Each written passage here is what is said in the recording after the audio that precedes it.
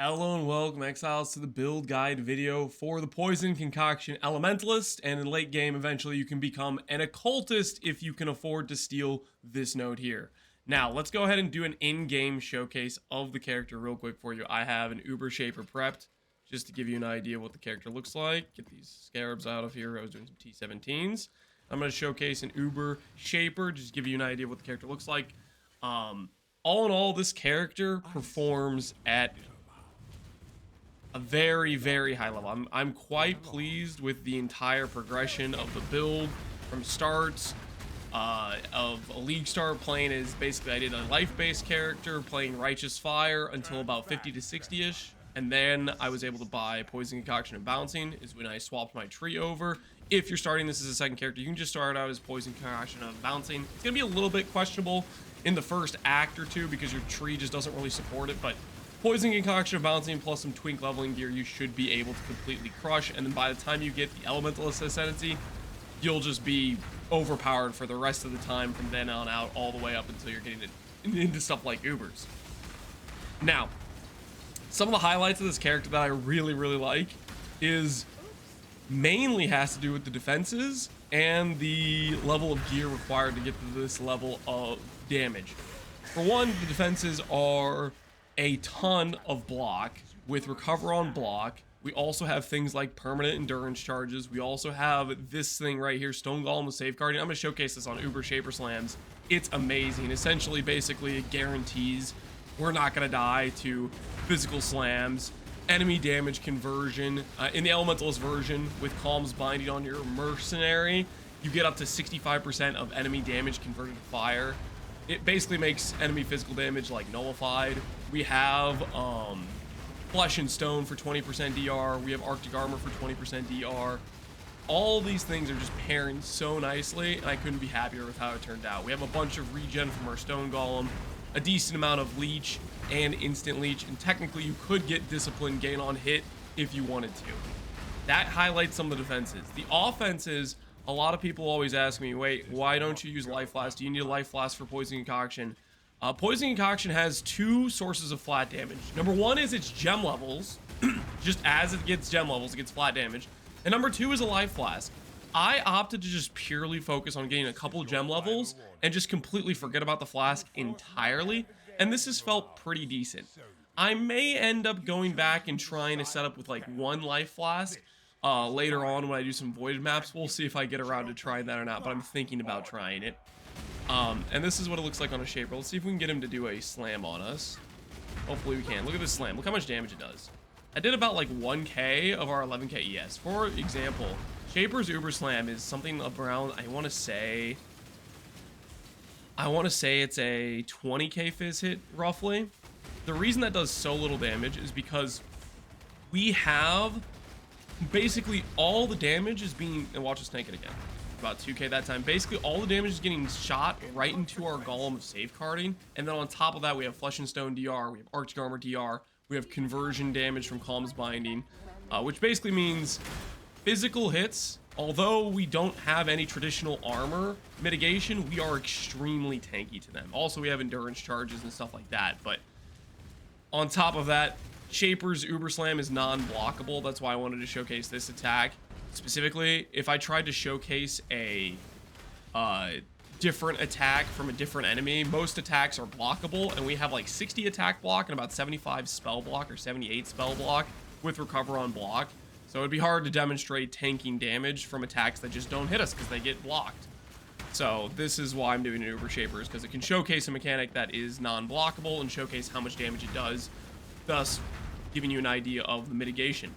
Another fun fact is, when you are an Elementalist, people are worried about the Golem's survivability. Hopefully I'm showcasing that the Golems stay alive in pretty much most content. I have doubled up the more important Golems to stay alive. The Lightning Golem, the Stone Golem, the Carrion Golem, or well, Carrion Golem, I'll go over that. That's a separate issue. The Ice Golem. And the idea here is if one of them dies, another one is still alive, and the timer for the one that died is ticking. As in it's about to revive. So if the next one is going to die, then it is very soon after that, if the second one dies, then the next one will be replaced. And you'll see we have a spell block, and that's why those balls aren't hitting us. Sometimes they will hit us. One of the more dangerous mechanics is Shaper balls in this fight with a bunch of pen. If they get through our block, our 78 spell block, we also have about 70 to 80 lucky suppress. You can suppress cap on this build. It's just a matter of getting a bit better gearing. I'll probably do some suppress capping for when we take this character to void maps. Speaking of which, we're going to be doing a bunch of voided content and just see how hard of content we can do with this character before it dies, just for fun to send it off before we move on to the next build. That'll be on stream today. But yeah, anyways, I'm getting a little bit distracted. So even if the enemy does hit us, we then have all these nice lined up defensive layers behind it. And as for the golems, if they die, their timer starts ticking. From my experience, the only times I was really able to get golems killed in this setup is if I was running T17s with basically two mods. One mod was the remove % on hit. Remove 9% on hit is what it is when you have a bunch of mod effect scaled on T17s. I was running a bunch of basically 100% mod effect T17s. And my golems would die when I gave the monsters 200% Physis extra chaos. The reason for this is I just didn't bother to chaos res cap. You can invest in a minion chaos res. I didn't think it was really relevant. There were those maps where they would start dying and those would be rougher maps, but I was just running them anyways. And then the remove 9% on hit, you can't do much about those maps because they're just a flat percentage removal. Unless you can give your minions a way to recover a percentage of their life on block, which I think is too much investment in my opinion. And this is showcasing the block and how it works against Shaper balls. Hopefully it gives you a good idea that yes, in fact, it is quite tanky and consistent. But as I was saying, I can tank the 10%, 9% remove on hit because I have block and recover on block, and when you block, the remove on hit mod doesn't apply to you, but it does apply to my golems. So if I did like a +3 proj on Katarina with 9% remove with monster haste, what would happen is she'd shoot out like 100 projectiles, and if 10 projectiles hit a golem at the same time, you know, they removed 100% of life, you know, 10% per hit or whatever, the golems just die. That's how it works. You can't really defend against that unless you get them specifically some sort of recover percentage based on mechanic, but that's ultimately just pushing extreme map mods. Outside of pushing extreme map mods, even on most T17s, these things I had pretty consistent 90, 100% uptime on, and it felt very good. Honestly, a lot better than I was expecting. Now, you may notice I have 4 carry-on golems here. This is one of the questions I get a lot, is why are you doubling up on golems and why do you have 4 carry-on golems? So the doubling up on golems is so that the buff stays up. When one dies, the other one will revive. And why do I have 4 carry-on golems? Well, specifically because the way Golem of Hordes works. The Golem of Hordes specifically has a innate 2 additional maximum golems. My normal golem limit is actually 5. 1 is base, +1 from Golem Commander. You get +2 from Liege of the Primordial, that takes you to 4, and then Anima Stone takes you to 5. That would be my normal limit. Then this Golem of Hordes has an innate +2 built into it. What that means is I can have another +2 carry-on golems, but it has to be carry-on golems are the extra ones I'm summoning. And then you're wondering, well, that's not 7, that's 14. That's because of the new Helmet Dark Monarch then takes the 7 to 14. Why am I doing the carry-on golem? It's because of Primordial Bond. This node gives 10% golem damage per summon, or 10% damage per summon golem, which basically means if I go from 10 to 14 damage, or 10 to 14 golems, it goes from 100% increased damage per node to 140%. Effectively, this one jewel socket I'm spending is giving about 120% damage. That is why I'm using it. Carrion golems is one of the more base tanky golems, and that you could use other versions of hordes depending on which one you think is the most tanky. I just went with a carrion golem for a little bit of variation, and I thought they were pretty tanky.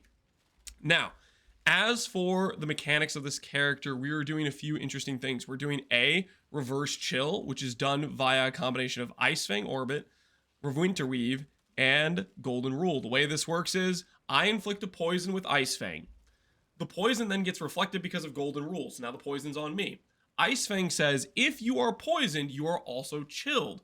The fun fact is it carries all of my ailment effect. So for example, if I have ailment effect, the base chill of this Ice Fang poison is 10%.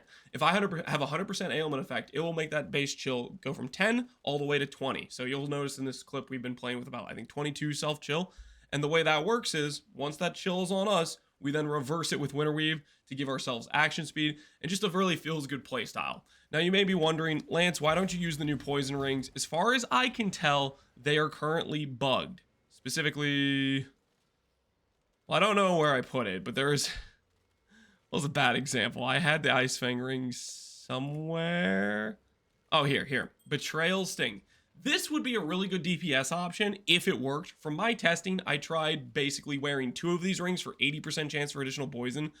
And I tried a minnow test. Basically a scoured minnow with the rings on and without the rings on, which should be, the kill time of the Minotaur should be literally like twice as fast or close to it. This should be like effectively 80% more damage to have 2 of these rings on.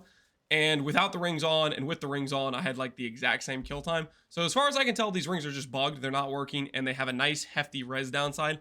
So if you're wondering, you could go for these rings for more DPS, but you will then inflict and incur minus res penalty and actually no perceivable benefit. So that is the going over the reverse chill and the ring slots. As for my mercenary, which I want to go over right now, specifically I'm using the Wither Touch one because it has malevolence and it has a, well, okay, some versions of it have an ability to inflict wither. I think the one I got did not have wither on it. Ideally, you'd want one with malevolence, and wither is kind of what you would want to go for. You can also do something like a striker one to give yourselves fortify and enduring cry to give endurance charges and determination and vitality. This one's really good as well. So consider this one if you want to go more a tank angle, but I felt so tanky already. I just wanted the DPS from malevolence. As for the gearing, I went with 1 Shaper Seed, which basically gives me regen for healing for me, and it gives regen for all of my golems, and it gives regen for the mercenary themselves, which helps the mercenary survivability. On top of that, you can get additional curse. Technically, the way this character is currently set up, I'm not taking advantage of that because I have additional curse on Doadries, so just get a regular Shaper Seed. As for the helmet, we went with Learcast with a regen corruption. This gives 50% increased damage to me, just a nice extra DPS boost. If you're min-maxing, you can get Crown of the Tyrant, the Magistrate Crown from Delve that gives minus 10 all res, or you could craft, I think, Elevated. I think there's a mod for minus nearby enemies, minus 12 nearby enemy res. You could go for that as well. That would be a better DPS option than this as well. We have some res items, basically to cap the res. Make sure when you check their stats of your mercenary that they are res capped. That's a very important part of their survivability. Honestly, I think the difference in them surviving or not very consistently is just getting them res capped. So make sure you have their res capped. The other thing we have is Dying Breath, which makes enemies have increased curse effect on them, gives a little bit of aura effect, just helps out this Wither Touch as basically a support bot. Then we have Calm's Binding, which pairs nicely with the Elementalist Fizz conversion node. Right now, you'll notice I am Occultist, but for the vast majority of this playthrough, I played Elementalist. And I'm going to go over the differences between the two right now. The main difference is basically the only thing that changes from Occultist versus Elementalist is number 1, you get tankier with Elementalist versus you have Explode with Occultist. And that's basically it. The difference is if you're Elementalist, you want to steal Vile Bastion. If you're Occultist, you want to steal Liege of the Primordial from Elementalist. Ultimately, if you can't steal Liege of the Primordial, it's probably going to be the most expensive Witch Jewel because it's just insane. You want to stay as Elementalist. And if you can't afford Vile Bastion, I showcased this on stream a couple days ago, you can just go with Rare Jewels, or you can steal Profane Bloom, which is another like quasi option where you can have the Explode, but not quite as much tank / damage as Occultist. That's another decent option as well, depending on the price of Profane Bloom. And then between those variations, it's just basically a glove change. If you're an Occultist or you're stealing Profane Bloom from the Occultist, you need a curse on hit. I just bought Demon Stitcher because it was a cheap pair of gloves that was on trade that had some ES. Ultimately, I would probably get out a bunch of Warlock bases. I'd get out a bunch of Dense Fossils. I'd spam for 250 ES, and every time I hit 250 ES with like a Benchcraft, I would probably slam a Valorb and do something like that to get yourself Enfeeble or a different curse on hit, something that can proc your Profane Bloom. But I went with Demon Stitcher because it was just a cheap pair online and I didn't really want to mass factory produce a bunch of gloves to corrupt. So yeah, if you have Profane Bloom, you need curse on hit somewhere. As for Elementalist, we would just use a rare pair of gloves like this, where you go for attack speed, suppress, res, ES, the works. And then the other difference that changes is a support gem. If you're Occultist, you run Void Manip. If you're Elementalist, you can run Deadly Ailments. There is also a third option to run Bone Chill. I have seen a video from, I believe it was Fearless Dumbo, very cool tech. Bone Chill with Winterweave actually gives you DR for cold damage specifically. So I might be experimenting with that, but potentially if you wanted to drop a damage link and go for some tank, you could maybe try some shenanigans with like Purity of Ice, Watcher's Eye mod, damage taken as cold. You could do Sublime Vision if you really wanted to go crazy. You could do Taste of Hate. You could start converting a lot of damage to taken as cold and probably run some pretty crazy DR. I might try that with Void Maps later if you're curious, but that is another third option. The upside of Void Manipulation is you can have on-hit leech damage that is consistent. If you're running Deadly Ailments, this leech is a hell of a lot less consistent, and I would recommend doing a Discipline on Hit Watcher's Eye, which would require maybe swapping out the Haste or the Arctic Armor, and it would require grabbing Runegraft of Treachery. The downside of this is it gives the enemies haste speed. The upside is you're going to tank it anyways because you have crazy block and recover on block, and then you get to run Discipline on Hit, which gives you a much better sustain.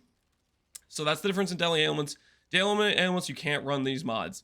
The reason you can't run Void Manip with the Elementalist is because it disables your Ignite, which bricks your ability to convert the enemy Fizz to fire, because an Ignite that deals no damage does not count as an Ignite. So keep that in mind when you're Elementalist. Or if you're on a 5-link, don't worry about it, and you can still run the Leech mods. Like, for example, you're League starting or you're earlier on in the gear before you get a 6-link. So yeah, that goes over the damage links. That goes over the gear swap between Elementalist or Occultist. Next up, I want to talk about the tree progression, and if you want to start this character. In this PoB, I have a life-based day 2 setup, which is just basically the tree and gear taken from my day 2 progression, which is life-based with like a 5-link, I think. And maybe I was at a 6-link at this point, but it just shows you what it looks like if you want to be a life-based character. This character was viable to do Uber Shaper, and pretty easily. It wasn't very difficult at that point for me. It was a little bit definitely lower on the damage and still lower on the tank, but if I played it semi-well, it would be a pretty consistent 100% kill, I think, for something like Uber Shaper. Then we have the Energy Shield setup, which showcases the Occultist version, and we have the Energy Shield setup, which showcases the Elementalist version, just swapping out the Forbidden Flesh and Flames, and swapping gloves for the other glove, the unique gloves with the Curse on Hit for just the rare gloves with like Suppress and Attack Speed and that sort of thing. Now, specifically looking at this tree, you'll notice we are a Supreme Ostentation build. The reason we're doing this is because our build ends up getting pretty hard to get all the attributes, and tattoos are in the game, and I figured, you know, I want to lean into some of these new masteries. You'll see this says Offering Effect in-game. That's not actually what we have. It's actually this new Runegraft of Fortress, which gives reduced attributes. So in order for me to grab this and still have my attributes for my dex and strength for all my different golems and stuff like that, I decided to do Supreme Ostentation to fix the attributes, and that allowed us to go 40% defense and then tattoo a bunch of ES elsewhere, as well as we did a cool thing for spell block where we grabbed Lightning Res tattoos, and we grabbed the Blue Nightmare, which gives basically spell block on all these nodes that give Lightning Res. You'll see a bunch of spell block here, and that's why I have those nodes. And that allows us to efficiently get a good block. So that's why we have 78 spell block is from doing this setup and those block nodes and Tempest Shield. Another fun thing about this is it allows us to grab Frenzy on Hit. If you're wondering, how do I get a jewel like this, Lance? Don't worry, it's not very difficult. There's going to be a lot of different versions of the jewel that can get Frenzy on Hit here or Frenzy on It here. I will show you how to do that real quick. If you look at PoB and you go and you say, find Timeless Jewel, you can select specifically the slot you want to lurk for. So for us, it would be Mind Over Matter, or you could also select the Pain Attunement one. So you'd click Mind Over Matter, then you'd click Filter Nodes, and you'd specifically say that I want to look for Eternal Fervor is what it's called. Oh, I gotta make sure I click Elegant Hubris. Make sure you click that, and make sure you click Caspero, because Caspero is Supreme Ostentation. But anyways, as I was saying, you want to make sure you click Eternal Fervor. This is Frenzy on Hit. There's some other good nodes, like you could go for block if you want to make sure you get that block cap. You could go from 62 to like 74 block if you go for the 12% attack block. I like Frenzy for the DPS. And then make sure you click Filter by Nodes, otherwise it won't know that, hey, it needs to be the node you have selected here. Make sure you are also clicking this notable in your PoB. Once you click Search, you can then copy trade URL. It'll get a trade link that is going to search for about 10 different variations. So if I pull up PoE Trade right now, or a new tab, I can then Control V this in here, and it'll show up a bunch of variations of the jewel that have Caspero. Now, you might say 2D is too much. What you can then do is continue to click Copy Next and check other basically sets of the jewel until you find one that's cheaper. So here's one for 1D. That's typically what you can do. And remember, you can check both sides. The number of passives to go up this way and grab this notable and over here, and then up is the same as what we're doing over here.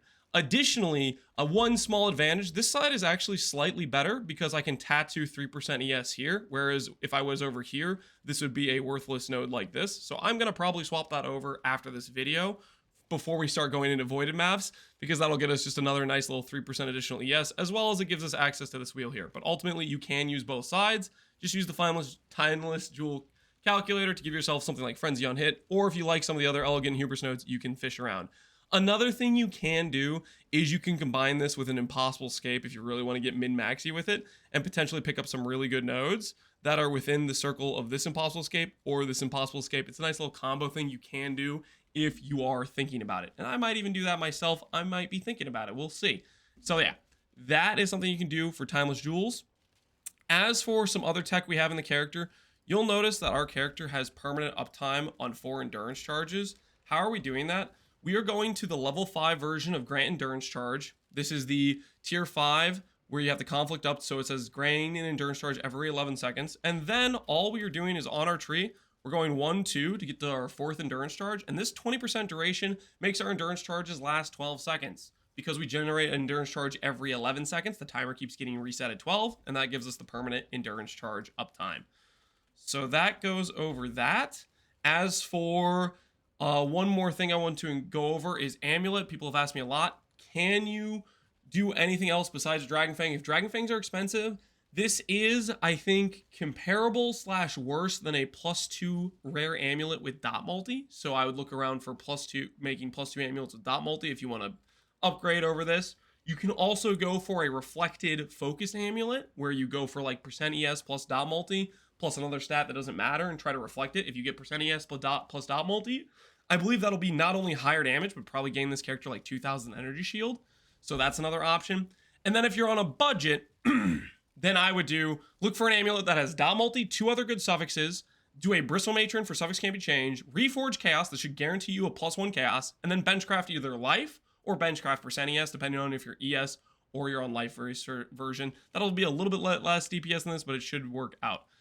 Granted, you will lose a little bit of reservation efficiency, and if you do that, you may need to either grab another 8% wheel node from something like here, or potentially you could swap this set of leech nodes or mana sustain nodes for these nodes over here and get 12% mana reservation efficiency. You can also get a corrupted jewels with reservation efficiency implicits on them. Stuff like that works, and then treachery as well. If you need to fix reservations, that's a good way to do it. So, holy cow. I hopefully have gone over most of the basic stuff about the Elementalist and versus the Occultist and some of the baseline gear pieces. Now let's talk about crafting. We just went over the rare amulet for the chest piece, for the boots, for the belts, for the gloves, and for the shield. How do we go about crafting these?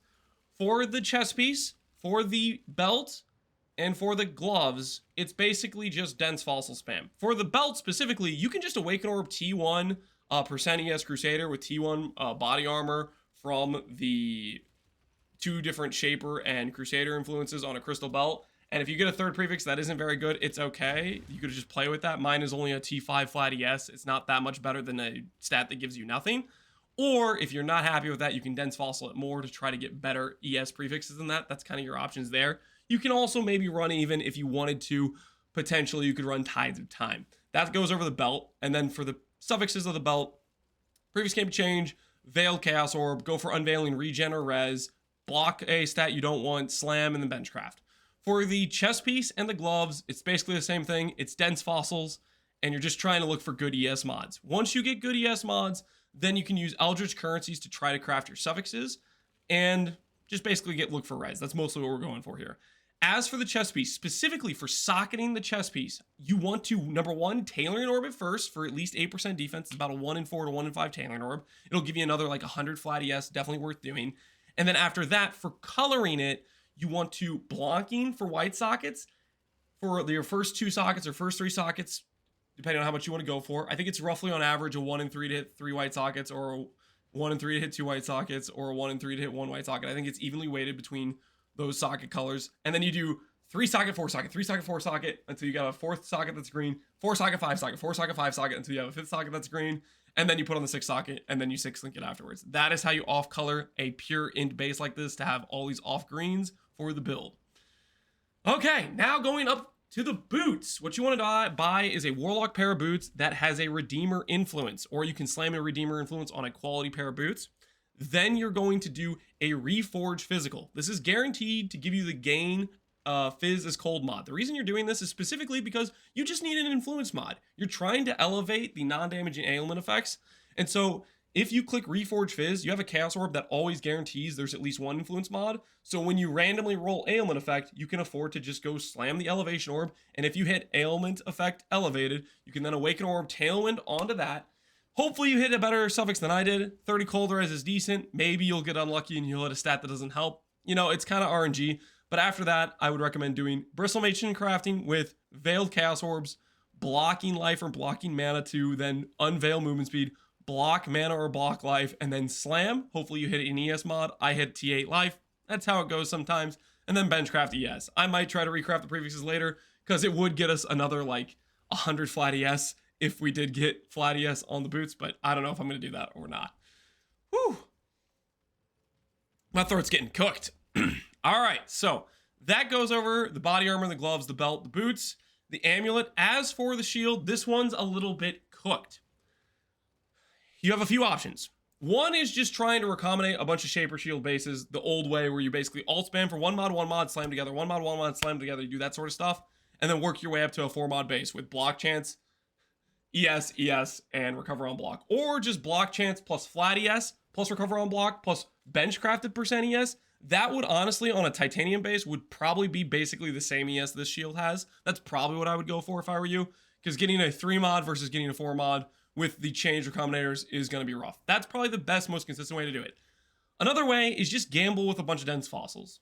That will be not great, not very consistent, but that is one option. And then a third option is crafting the shield before you have an influence on it to get the block chance and the double ES, or you buy a shield with block chance, double ES, and then you slam a Shaper Exalt, which is roughly a 1 in 10 to hit recover on block. Those are kind of your options for making a shield like this.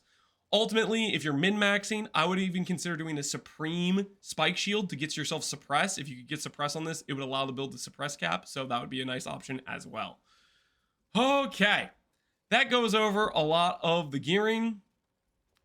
As for the Golem choice, it should be mostly self-explanatory. Stone Golem for percent ES scaling, Carrion Golem for the percent damage, Flame Golem for the AoE and percent damage, Stone Golem with safeguarding to absorb melee hits like Shaper Slams, Lightning Golem for attack speed and mana regen, Ice Golem to fix our accuracy, and Chaos Golem for that sweet dot multi, and the Chaos Res cap when you are a life-based version. Fun fact about the build is this was one of the first times where I played a Leaguestart where I basically had Chaos Res cap without any Chaos Res on my gear, because we got about 50 Chaos Res from our Chaos Golem, and then this jewel right here, we were very consistently at like 60 to 100 poisons, and with our self-reflected poisons gave us like 100 Chaos Res, which felt very good, because we were basically always Chaos Res capped. So that was a little fun thing about the Leaguestarts. Normally, I go into Leaguestarts and I just get killed by Chaos damage over and over and over again until I get good gear with Chaos Res.